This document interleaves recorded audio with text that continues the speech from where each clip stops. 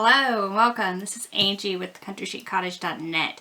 I'm here today making a cute little burlap succulent with my Cricut Maker. So we're going to talk about cutting burlap with the Cricut Maker. First of all, just regular burlap. I do recommend getting as tight a weave as you can.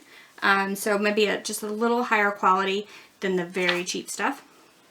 So the first thing I did was I just took regular burlap and tried to cut out a few leaf-like shapes. So what happens when you cut regular burlap? The pieces come off and the edges fray, and all of a sudden your leaf doesn't look like a leaf anymore. So how to fix that? I knew that the Cricut Maker would cut burlap, but if I wanted small intricate cuts, I would have the fraying problem. So I did a little bit of experimentation and came up with a method to cut the burlap perfectly with no fraying edges. So here we go. So we're going to start with some tacky glue. What you're going to do is mix the tacky glue half and half with water. So half tacky glue, half water. And then just I personally use a pouncer brush. Any type of paintbrush would work. And then protect your work surface with some wax paper is perfect. Lay the wax paper out, lay out your standard burlap, and cover the entire thing with your pouncer brush and your half tacky glue, half white glue mixture. Allow that to dry like overnight would be best, and this is what you're left with.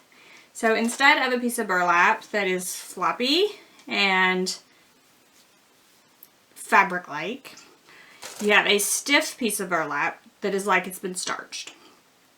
So now, if we were to cut this piece just with scissors, of course we couldn't get the intricate detail of the Maker. However, I'm just going to cut a piece. However, now I have a leaf shape and I can't get those strings off of there. So now I can cut intricate pieces and not have to worry about all the fraying around the edges. So now we're ready to take this piece to the Cricut Maker.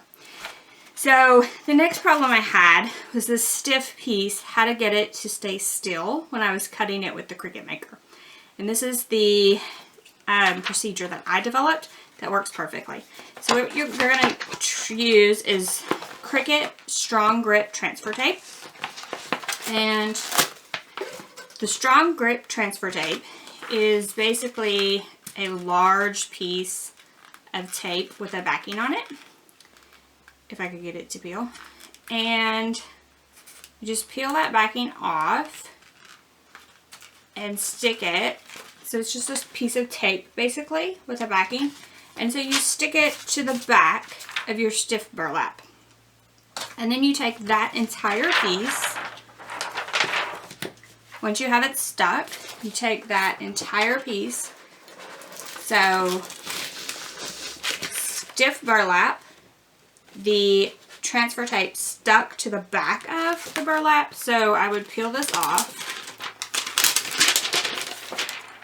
and I would put the sticky side onto the stiff piece of burlap. So you would have burlap, transfer tape with the sticky side together. And then you're going to put that piece, and I suggest cutting a 12 by 12 piece.